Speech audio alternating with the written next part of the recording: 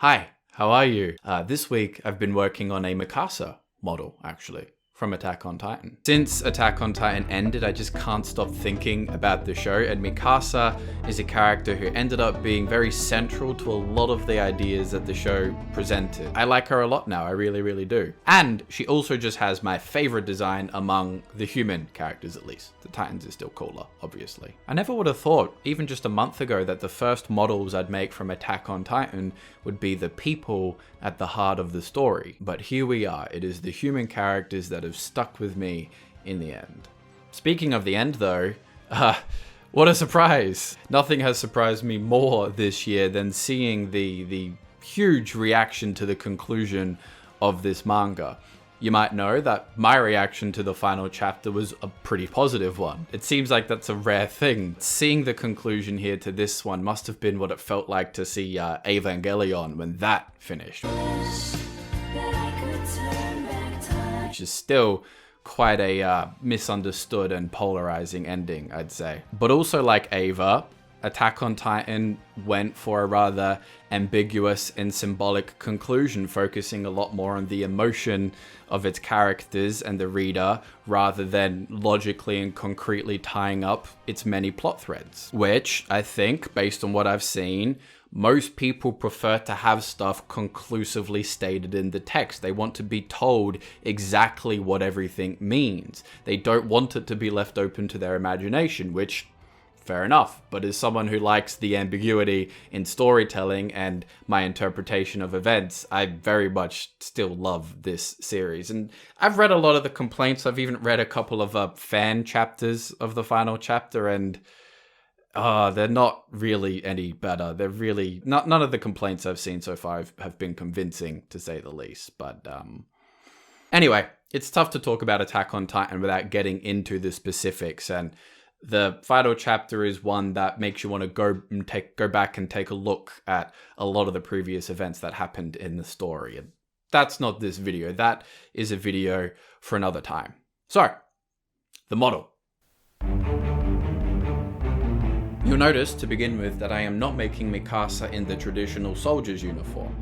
And that's because, honestly, I find the traditional uniform a bit boring. Halfway through the series, they end up just wearing any old clothes anyway, so I think doing it this way gives more flexibility with her outfits. And I wanted to make some more feminine muscles, a slimmer, more athletic looking physique that still shows off the anatomy of the human body. Plus, I just think the training singlet is really cool. Throw maybe the jacket over the top of that, and then throw her red scarf as well, and she would look epic.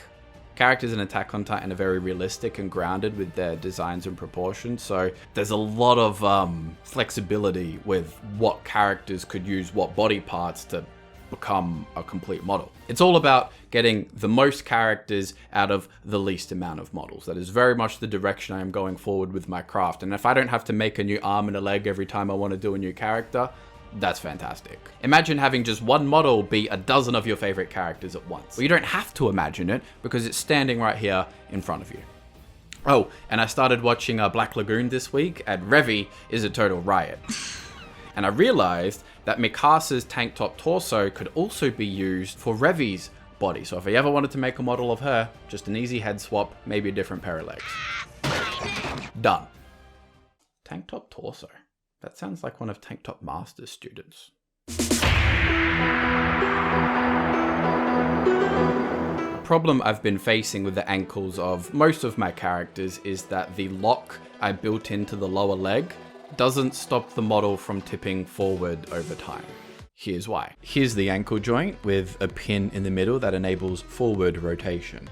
Then this cylinder here is for the foot, and that goes inside another cylinder to enable a side-to-side rotation. Then the lever up here goes into the shin, which is just a simple tube. And like I showed in my leg tutorial, what I've been doing is putting a little ledge that sticks out here from the shin, and that rests on top of the foot.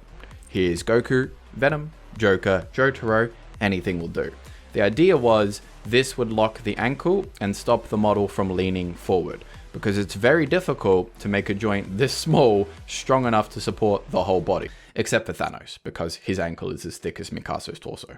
Anyway, the principle was that the model would have to push up against its own weight, which is what this ledge was pushing down on, to lean forward. So It's a genius design, right? No. In reality, the foot lever would slide out from the foot, causing it to lean forward anyway by the joint actually almost falling out of the foot.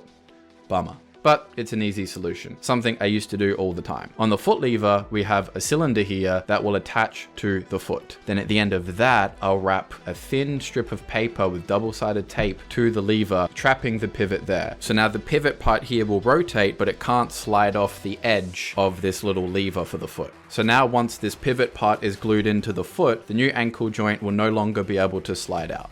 Fixed. So now it can't push up against its weight and it can't slide out this way. So the locking mechanism should work from here on out. One of the most complex and rewarding aspects of making the paper model, and my favorite part without doubt, is the face. It can be pretty complex, but I've seen a few people make some basic mistakes that could be easily avoided. Here's some tips. Always draw the face first, otherwise you won't know what you're aiming for. After you do, you should be able to get the correct measurement. You know exactly how wide the jaw is in your drawing and how wide the forehead is. You can measure this with a ruler. So when the face is flat, this is the bottom and this is the back. This will fold around underneath and the back. And then with this part up here being the front and the two sides in the form of the face. So this line here is the width of your jaw. And this line here is the width of your forehead. Likewise on the face part, this line here lines up with the jaw and then it changes angle heading towards the cheek. And at the top here above the ears, this is the width of the eye line or the forehead.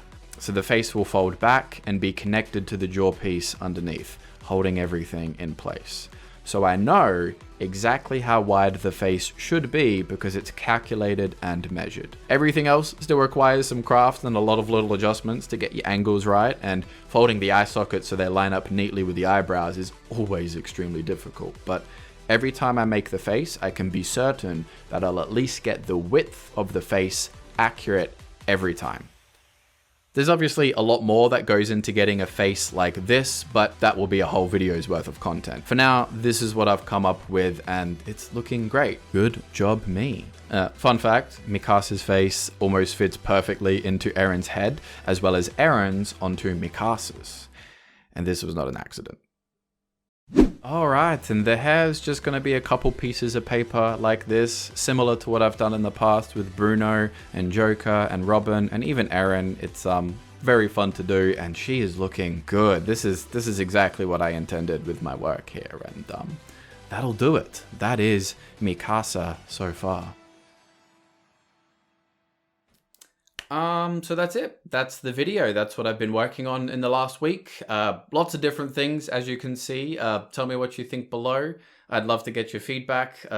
Thank you for watching. Like the video if you liked it, dislike if you disliked it, subscribe if you haven't already, unsubscribe if you are subscribed. Is that right? I have a Patreon now that you can, if you want to support the channel further, Patreon in the description. Follow me on Instagram for more frequent content than here. And that's it. That's everything, I think. Bye. Bye, bye, bye, bye, bye.